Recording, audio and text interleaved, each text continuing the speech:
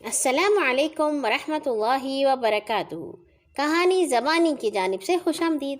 آج ہم آپ کے لیے لائے ہیں ایک اور نبی کی کہانی جو اللہ تعالیٰ نے ہمیں سنائی ہے قرآن کریم میں نہایت ہی تفصیل کے ساتھ، یعنی کہ ایک اور طویل لمبی کہانی۔ ہمارے آج کے نبی کا نام ہے سیدنا موسیٰ علیہ السلام، جن کو کلیم اللہ بھی کہا جاتا ہے۔ کلیم اللہ یعنی اللہ تعالیٰ سے بات کرنے والے۔ ایسا کیسے ہوا تھا؟ سنتے ہیں۔ آپ کو یاد ہوگا کہ حضرت یوسف علیہ السلام کے ماں باپ فلسطین سے آ گئے تھے مصر، کیونکہ حضرت یوسف علیہ السلام بن گئے تھے وہاں کے وزیر خزانہ، اور پھر وہاں پہ وہ رہنا شروع ہو گئے۔ آہستہ آہستہ ان کی بادشاہت ختم ہوتی چلی گئی، یہاں تک کہ مصر کے لوگ دوبارہ بادشاہ بن گئے اور بنی اسرائیل کے لوگ غلام بن کے رہ گئے۔ حضرت یوسف علیہ السلام کے 400 سال کے بعد حضرت موسیٰ اس قوم میں پیدا ہوئے۔ اس وقت یہ حالت ہو چکی تھی کہ بنی اسرائیل کا ایمان اور اسلام بہت ہی کمزور ہو گیا تھا، مالی حالت خراب ہو گئی تھی۔ بنی اسرائیل مصریوں کے خدمتگار اور غلام بن گئے تھے، ہر طرح سے ذلیل تھے۔ مصری ان پر ظلم کرتے، ان سے کام کرواتے، ان سے محنت کا کام لیتے، اور صرف یہی نہیں بلکہ وہ بادشاہ کو ایسا لگا کہ اگر ان کو ہم نے تعداد میں زیادہ ہونے دیا تو ایسا نہ ہو کہ یہ زیادہ ہو کر ہمارے تخت پر قبضہ کر لیں۔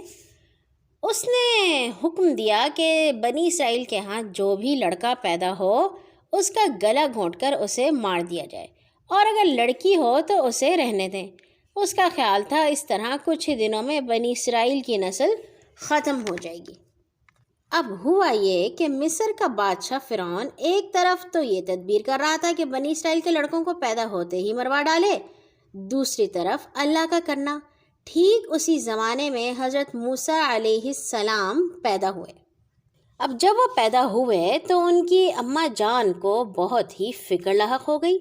انہوں نے کہا اگر کسی کو پتہ چل گیا کہ میرے ہاں ایک بیٹا پیدا ہوا ہے تو وہ تو فوراً سے پہلے اسے مار دیں گے۔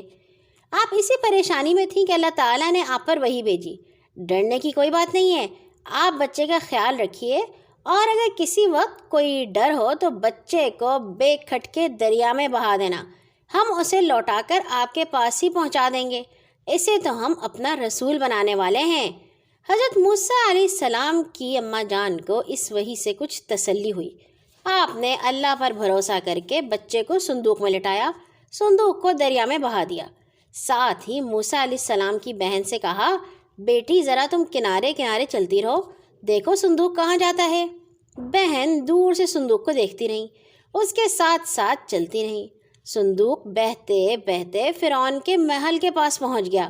فرعون کے لوگوں نے صندوق کو دریا سے نکالا، کھول کر دیکھا تو اس میں ایک چھوٹا سا بچہ ہاتھ پاؤں مار رہا تھا۔ ان کی سمجھ میں کچھ نہ آیا کہ بچہ کس کا ہے، وہ اسے اٹھا کر محل کے اندر لے گئے۔ فرعون نے چاہا کہ بچے کو قتل کر دیا جائے، لیکن جب بچے کو فرعون کی بیوی نے دیکھا تو اسے بچہ بہت اچھا لگا۔ اس کے کوئی اولاد بھی نہ تھی، اس کا دل چاہا وہی اس بچے کو پال لے۔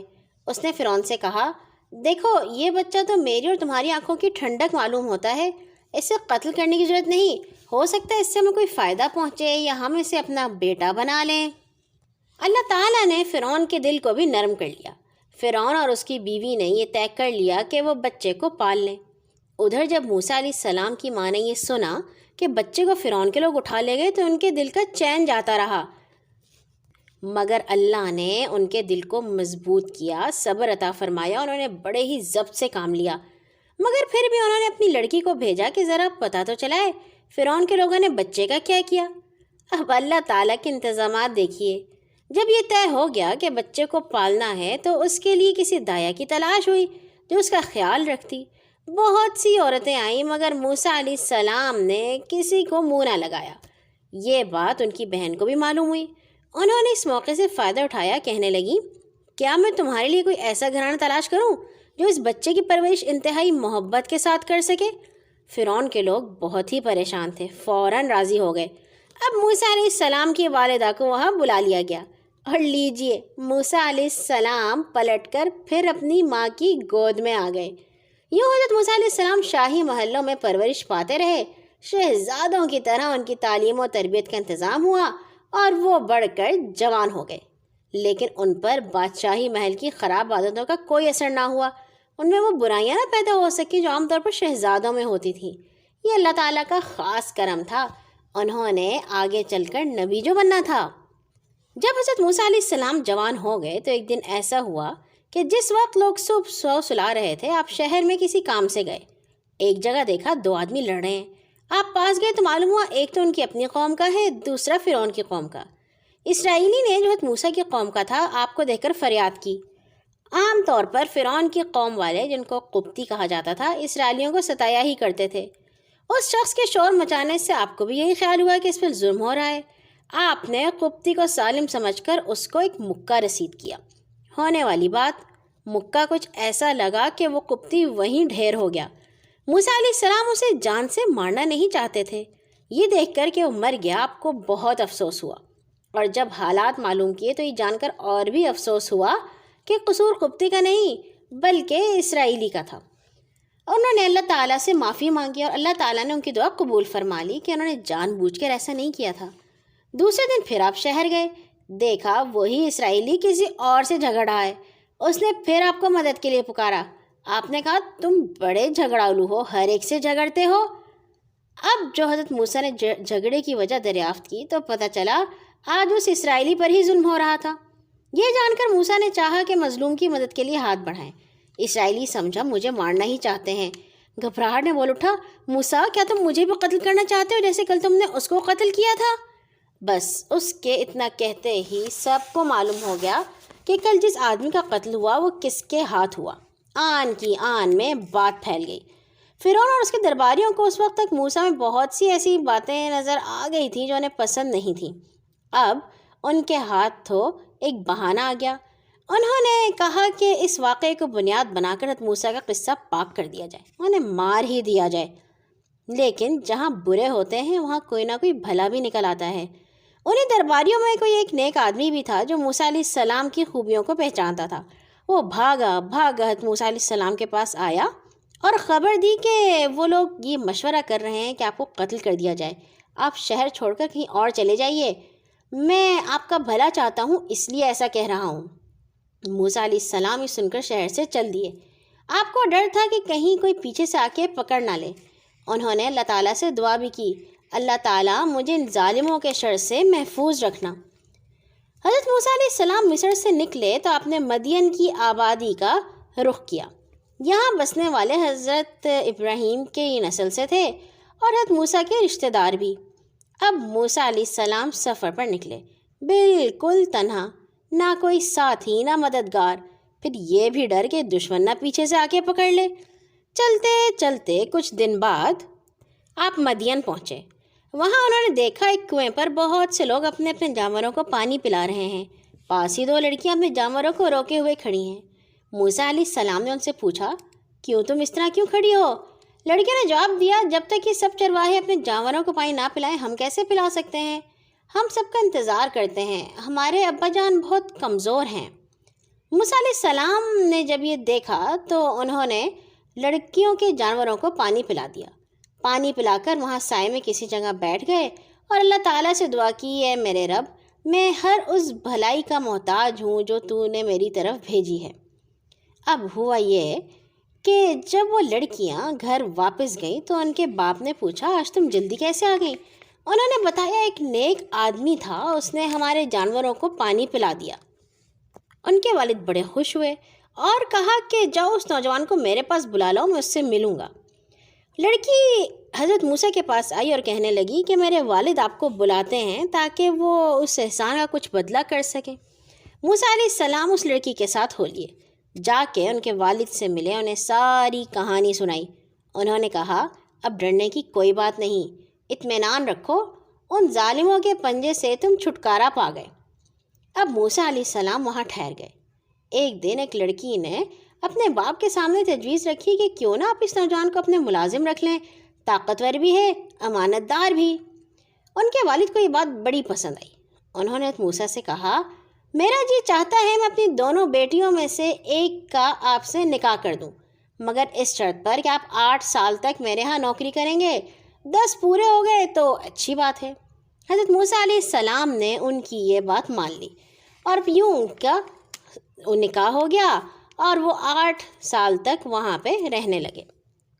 اب جب حضرت موسیٰ علیہ السلام کی نوکری کی مقررہ مدت پوری ہو گئی، یعنی 8 یا 10 سال، اور انہیں وطن سے نکلے ہوئے زمانہ گزر چکا تھا، انہیں اپنے رشتہ دار، خاص طور پر بڑے بھائی حضرت ہارون بھی یاد آ رہے تھے۔ آپ نے ارادہ کیا کہ وطن واپس جائیں۔ انہوں نے اپنے سسر سے اجازت مانگی اور بیوی کو ہمراہ لے کر مصر کی طرف چل دیے۔ راستے میں ایک عجیب واقعہ پیش آیا۔ اندھیری رات تھی، سردی زیادہ پڑ رہی تھی، راستے کا کوئی صحیح نشان نہ تھا کدھر جائیں۔ یکایک آپ کو سامنے ایک پہاڑی پر آگ دکھائی دی۔ آپ نے اپنے گھر والوں سے کہا، تم یہیں ٹھہرو، میں جاتا ہوں تھوڑی سی آگ لے آؤں، تم تاپ بھی لینا، اور اگر کوئی آگ کے پاس مل گیا تو رستہ بھی پوچھ لوں گا۔ حضرت موسیٰ آگ لینے کی کوشش میں آگے گئے کہ اچانک کسی نے آپ کا نام لے کر پکارا، اے موسیٰ! آپ چونک پڑے، اس بے جانی جگہ یہ کون جاننے والا نکل آیا؟ ابھی آپ سوچ ہی رہے تھے کہ اسی آواز نے پھر کہا، میں تمہارا رب ہوں، تم جوتے اتار ڈالو، اس وقت تم طویٰ کی مقدس وادی میں کھڑے ہو، دیکھو میں نے تمہیں پیغمبری کے لیے چن لیا ہے، اب جو کچھ کہا جا رہا ہے اسے غور سے سنو، میں ہی اللہ ہوں، میرے سوا کوئی الہ نہیں، صرف میری بندگی کرو، میری یاد کے لیے نماز قائم کرو، یقین رکھو قیامت کا دن ضرور آئے گا۔ موسیٰ علیہ السلام نے اس آواز کو سنا تو سمجھ گئے کہ ان کو کیا عزت بخشی جا رہی ہے۔ اس کے بعد موسیٰ علیہ السلام خاموش کھڑے اللہ تعالیٰ کا پیغام سن رہے تھے۔ اتنے میں ان سے پوچھا گیا، موسیٰ یہ تمہارے دانے ہاتھ میں کیا ہے؟ حضرت موسیٰ علیہ السلام نے فرمایا، یہ میری لاٹھی ہے، اس پر میں ٹیک لگا لیتا ہوں، اپنی بکریوں کے لیے پتے جھاڑ لیتا ہوں اور اس سے میرے اور بھی بہت سے کام نکلتے ہیں۔ آواز آئی، اسے زمین پر ڈال دو۔ موسیٰ علیہ السلام نے ایسا ہی کیا دیکھتے ہیں، وہ تو ایک سانپ ہے جو ادھر ادھر دوڑ رہا ہے۔ موسیٰ علیہ السلام گھبرائے، بھاگنے ہی والے تھے کہ آواز آئی، موسیٰ آگے بڑھ کر اسے پکڑ لو، ڈرو مت، تم بالکل محفوظ ہو، دیکھو ہم پھر اسے ویسے ہی کیے دیتے ہیں جیسے کہ وہ تھی، ہمارے رسول تو ہمارے مقرب ہوتے ہیں، ڈرا نہیں کرتے۔ موسیٰ علیہ السلام نے حکم کی تعمیل کی، آگے بڑھ کر اسے پکڑ لیا۔ اب سانپ کہاں تھا؟ وہی لاٹھی موسیٰ علیہ السلام کے ہاتھ میں تھی۔ اتنے میں پھر آواز آئی، اپنے ہاتھ کو ذرا اپنی بغل میں تو رکھو، یہ بالکل چمکتا ہوا نکلے گا بغیر کسی عیب کے، یہ دوسری پہچان ہے۔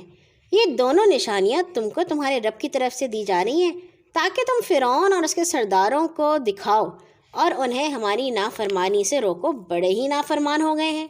موسیٰ علیہ السلام نبی ہو گئے، انسانوں میں سب سے اونچا درجہ جو کسی کو مل سکتا ہے وہ مل گیا۔ اللہ تعالیٰ کا یہ حکم سن کر حضرت موسیٰ علیہ السلام نے اللہ تعالیٰ سے دعا کی، اے آقا میرے سینے کو کھول دے، دعوت کی راہ میں جو مشکلات آئیں گی ان کا مقابلہ کرنے کی ہمت عطا فرما، میرے کام کو آسان فرما، میری زبان کو اس قابل بنا دے کہ میں تیرے فرمان کو اس طرح بیان کر سکوں کہ لوگوں کے دلوں میں اتر جائے۔ اللہ تعالیٰ میری مدد فرمائیے، میرے گھر والوں میں سے میرے بھائی ہارون کو میرا وزیر بنا دیجیے، ان کی وجہ سے میری ڈھارس بندھے گی، وہ میرا ہاتھ بٹائیں گے، میں جو کچھ کہوں گا اس کی تصدیق کریں گے، یوں بھی مجھ سے بہتر اور زوردار تقریر کر سکتے ہیں، ہم دونوں مل کر اس خدمت کو سر انجام دیں گے۔ حضرت موسیٰ علیہ السلام کی یہ تمام دعائیں قبول ہو گئیں۔ آواز آئی، تمہاری درخواست منظور ہے، ہم تمہارے بھائی کو تمہارا وزیر بنا دیں گے اور تم دونوں کو غلبہ عطا فرمائیں گے۔ اس کے بعد حضرت موسیٰ نے واپس مصر کی طرف قدم بڑھائے۔ مصر میں دونوں بھائی ملے، دونوں اچھی طرح جانتے تھے کہ اب ان کے ذمے کیا خدمت انجام دینا ہے۔ اللہ تعالیٰ نے کہا، تم دونوں فرعون کے پاس جاؤ، ہماری نشانیاں اسے دکھاؤ، ہمارا پیغام اسے پہنچاؤ۔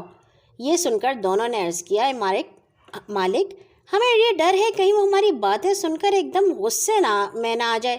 اللہ تعالیٰ نے تسلی دی، ڈرو مت، میں تم دونوں کے ساتھ ہوں، مجھے سب خبر ہے اور سب کچھ میری نگاہ میں ہے، تم جاؤ، اس سے کہو ہم دونوں تیرے آقا اور مالک کی طرف سے نمائندہ بن کر آئے ہیں۔ حضرت موسیٰ اور حضرت ہارون علیہ السلام کی زبان سے یہ دعویٰ کہ ہم دونوں اللہ کے رسول ہیں، اس نے فرعون کو ایک دم سے غصے میں کر دیا۔ فرعون نے کہا، کون ہے تمہارا رب؟ تم کس کی بات کر رہے ہو؟ تم کس کے رسول ہو؟ انہوں نے کہا، ہمارا رب وہ ہے جس نے یہ تمام کائنات پیدا کی اور لوگوں کو ہدایت دی۔ فرعون نے کہا، کیسی بات کرتے ہو؟ ہم نے ہی تو تمہیں اپنے پاس پالا ہے، ہم ہی تمہارے رب ہیں۔ انہوں نے کہا، نہیں، اللہ تعالیٰ وہ ہیں جنہوں نے ہمیں پیدا کیا، جو ہمیں ماریں گے اور واپس زندہ کریں گے۔ اس کے بعد حضرت موسیٰ علیہ السلام نے انہیں اپنی نشانیاں دکھائیں، وہ لاٹھی جو سانپ بن گئی تھی اور چمکتا ہوا ہاتھ جو ایسے چمک رہا تھا بغیر کسی بیماری کے۔ فرعون کے جو ارد گرد لوگ تھے وہی دیکھ کر بہت ہی حیران رہ گئے۔ انہوں نے فرعون سے کہا، ایسا لگتا ہے یہ دونوں بھائی جادوگر ہیں اور اپنے جادو کے ذریعے ہمیں ہمارے ملک سے نکالنا چاہتے ہیں۔ فرعون نے کہا، ایسی بات ہے تو ہم ان سے مقابلہ کرتے ہیں۔ اعلان کر دو کہ جس دن ہمارے جشن کا دن ہوگا اس دن ملک کے تمام بڑے بڑے جادوگروں کے ساتھ ان کا مقابلہ کیا جائے گا۔ موسیٰ اور فرعون نے ایک دن مقرر کر لیا تھا جس دن ان کا جادوگروں سے مقابلہ ہوگا۔ بات طے ہو گئی۔ فرعون نے پوری طرح تیاری شروع کر دی۔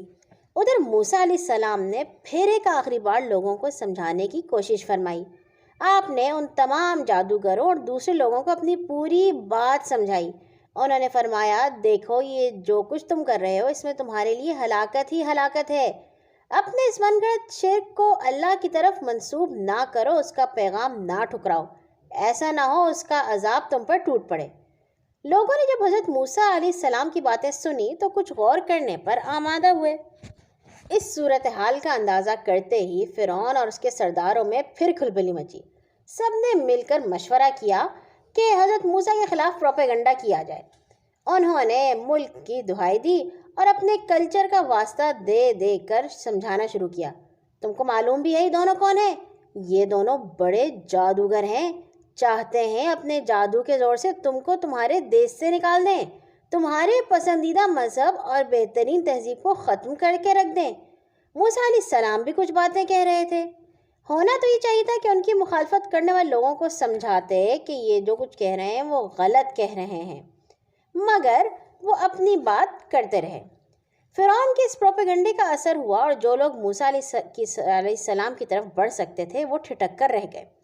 لیکن موسیٰ علیہ السلام کی باتوں کا اثر بالکل مٹانے کے لیے اتنا ہی کافی نہ تھا۔ اگر موسیٰ علیہ السلام نے جو کچھ دکھایا تھا وہ سب جادو تھا تو پھر ملک میں بڑے بڑے جادوگر تھے اور ان کا ایک ایسے جادوگر سے مقابلہ ہونا تھا جو اس طرح ملک اور قوم کے خلاف سازش کر رہا ہو۔ چنانچہ بڑے بڑے ماہر جادوگر اچھی طرح تیار ہو کر میدان میں آ گئے۔ لوگوں نے سمجھ لیا آج جو جیتا وہی میدان مار جائے گا۔ اگر موسیٰ علیہ السلام نے ایسے بڑے بڑے ماہر جادوگروں کو بھگا دیا تو پھر یہ جادوگر نہیں، جو کچھ کہتے ہیں وہی سچ ہوگا، اور اگر یہ جادوگر ہیں تو پھر آج یہ ٹک نہیں سکتے، انہیں بھاگنا ہی پڑے گا۔ مقابلہ سخت تھا۔ مقابلے کے فیصلے پر فرعون کی حکومت اور اس کے وقار کا دار و مدار تھا، لیکن جادوگر اپنے سامنے کوئی اونچا مقصد تو رکھتے نہ تھے۔ ان کا کام تو اپنے کرتب دکھا دکھا کر کھانا کمانا ہی تھا۔ انہوں نے جب موقع کی اہمیت کا اندازہ لگایا تو فوراً معاملہ طے کر لینا مناسب سمجھا۔ بولے، سرکار، اگر ہم جیت گئے تمہارا انعام تو ہمیں ملے گا نا؟ فرعون نے کہا، کیوں نہیں، ہم تمہیں اپنا خاص درباری بنا لیں گے۔ یہ سب سے بڑا رتبہ تھا جو فرعون کسی کو دے سکتا تھا۔ جادوگروں کو شاید اتنا اونچا عہدہ مل جانے کی توقع بھی نہ ہو۔ فرعون کا یہ فرمان سن کر پھولے نہ سمائے۔ موسیٰ علیہ السلام سے بولے، کہو پہلے تم اپنا جادو چلاؤ گے یا ہم اپنا داؤ چلیں؟ موسیٰ علیہ السلام نے فرمایا، پہلے تم ہی اپنا داؤ چلو۔ جادوگروں نے اپنی لکڑیاں اور رسیاں پھینکی اور بولے، فرعون کی عزت کی قسم، ہم ضرور جیتیں گے۔ ان کا جادو اتنا زبردست تھا کہ اس نے لوگوں کی نظر بندی کر دی۔ لوگوں کو ایسا محسوس ہونے لگا کہ لاٹھیاں اور رسیاں ادھر ادھر دوڑ رہی ہیں۔ چاروں طرف دہشت اور رعب کا سما بن گیا۔ یہ حالت دیکھ کر موسیٰ علیہ السلام کو اندیشہ ہوا کہیں ایسا نہ ہو لوگ ان کے جادو سے مروب ہو کر میری پیش کی ہوئی دعوت کو جھوٹا سمجھ بیٹھے۔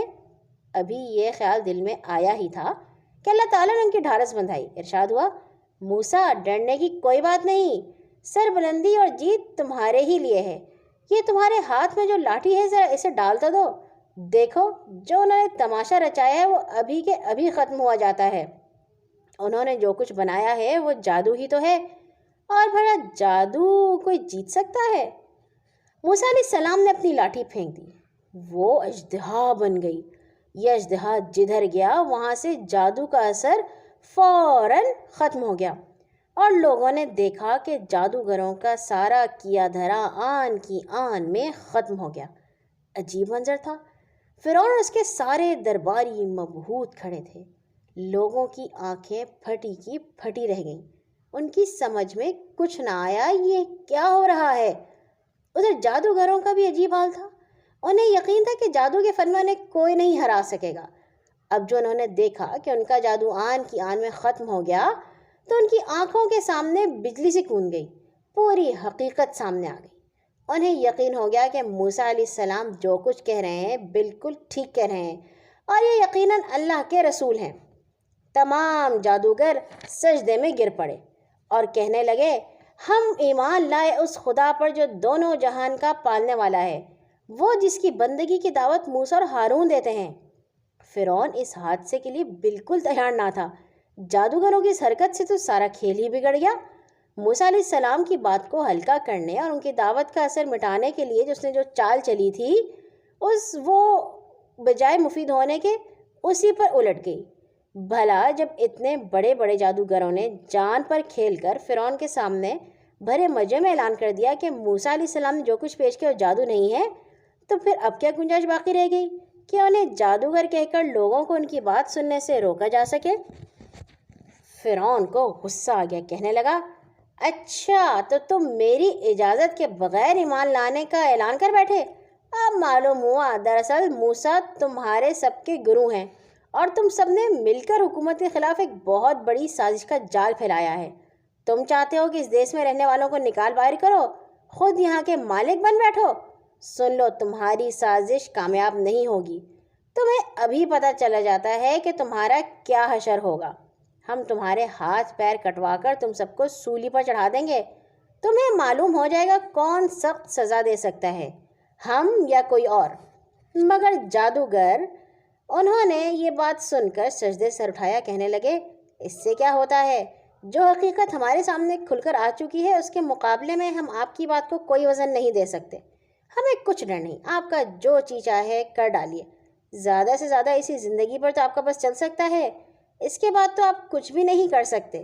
ہمیں لوٹ کر تو بہرحال اسی سچے آقا کے پاس جانا ہے، اسی پر ہم ایمان لائے۔ ان کی اس تقریر نے دربار کا رنگ ہی پلٹ دیا۔ فرعون نے کیا کچھ کیا تھا اور ہو کچھ گیا۔ لوگوں کو اس لیے جمع کیا گیا تھا کہ ان پر موسیٰ کی باتوں سے جو اثر پڑ گیا ہے اسے دھو ڈالا جائے، مگر اس منظر کو دیکھ کر ان کی نظر میں موسیٰ کی اہمیت سینکڑوں گنا بڑھ چکی تھی۔ اچھے ساتھیوں، ایسی ہمت والے لوگ ہر زمانے میں تھوڑی ہوتے ہیں جو وقت کی چلن کی پرواہ کیے بغیر اس راستے پر چل کھڑے ہوں جن کو ان کا دل اور ضمیر حق کہتا ہو۔ عام طور پر لوگ ہر نئی بات کو قبول کرنے سے پہلے باپ دادا کے رسم و رواج، خاندان کے طور طریقوں اور وقت کے اقتدار کی نظروں کی نظر سے دیکھتے ہیں۔ یہی حال فرعونیوں کا تھا۔ چند گنے چنے لوگوں کو چھوڑ کر باقی لوگ یہ ہمت نہ کر سکے کہ موسیٰ علیہ السلام کی دعوت کو قبول کرتے۔ اب ہوا یہ کہ فرعون کی جو بیوی تھیں انہوں نے بھی اسلام قبول کر لیا۔ فرعون نے ان پر طرح طرح کے ظلم ڈھائے، مگر وہ اپنے ایمان پر ڈٹی رہیں، اور فرعون کی اس سرکشی کی وجہ سے اللہ تعالیٰ نے ان کی آنکھیں کھولنے کے لیے ایک اور انتظام بھی کیا۔ ان پر مختلف قسم کے چھوٹے چھوٹے عذاب آنے لگے۔ کبھی قحط پڑ جاتا، کبھی پھلوں کی فصل ماری جاتی، کبھی کوئی طوفان آ جاتا، کبھی ٹڈیاں فصلوں کا صفایا کر دیتی، اور اتنا ہی نہیں، کبھی جوئیں، چھوٹی مکھیاں، مچھر یا سرسری جیسے حقیر کیڑے، کبھی مینڈک جیسے حقیر حشرات الارض اپنی کثرت سے ان کی زندگی دوبھر کر دیتے۔ ایک بار تو یہاں تک ہوا کہ ان پر آسمان سے خون برسا۔ جب بھی ان کے اوپر کوئی مصیبت آتی تو وہ گھبرا اٹھتے، کیونکہ ان کا ضمیر گواہی دے رہا تھا یہ سب کچھ اسی مالک کی طرف سے ہے جس کی طرف موسیٰ دعوت دیتے ہیں۔ وہ موسیٰ کے پاس آتے اور کہتے، آپ ہمارے لیے دعا کر دیجئے، اب یہ عذاب ختم ہوگا تو ہم فوراً ایمان لے آئیں گے۔ مگر جیسے ہی عذاب ٹلتا وہ اپنی بات سے پھر جاتے اور دوبارہ دنیا کے عیش میں مست ہو جاتے۔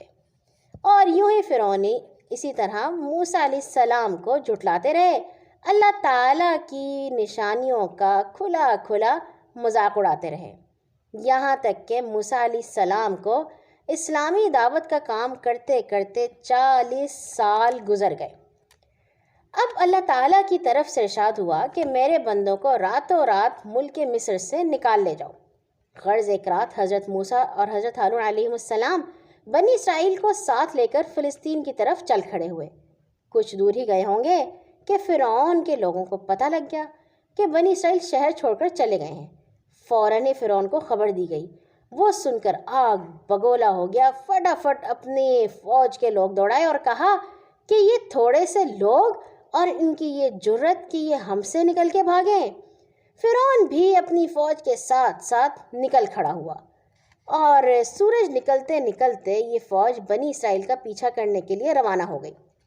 جب حضرت موسیٰ علیہ السلام اور ان کے ساتھی ایسے مقام پر پہنچے جو انہیں آگے جانے کے لیے بحر قلزم یا جس کو ریڈ سی یا بحر احمر کہا جاتا ہے کہ شمال میں سمندر کے ایک تنگ حصے کو پار کرنا تھا، تو پیچھے سے فرعون کا لشکر بھی آتا دکھائی دیا۔ اب تو موسیٰ علیہ السلام کے ساتھ ہی گھبرا اٹھے، سامنے سمندر، پیچھے دشمن کی انتہائی طاقتور فوج۔ کہنے لگے اب تو ہم پکڑے گئے، اب کیا ہوگا؟ ایسے ہی موقع ہوتے ہیں جب اللہ تعالیٰ پر ایمان اور اس کی ذات پر مکمل بھروسہ مومن کی ڈھارس بندھاتا ہے۔ حضرت موسیٰ نے لوگوں کی ہمت بندھائی اور کہا ہرگز نہیں، میرا رب میرے ساتھ ہے، وہ ابھی کوئی راستہ پیدا فرما دے گا۔ ادھر اللہ تعالیٰ نے موسیٰ کو ہدایت کی، آگے بڑھو اور سمندر پر اپنی لاٹھی مارو۔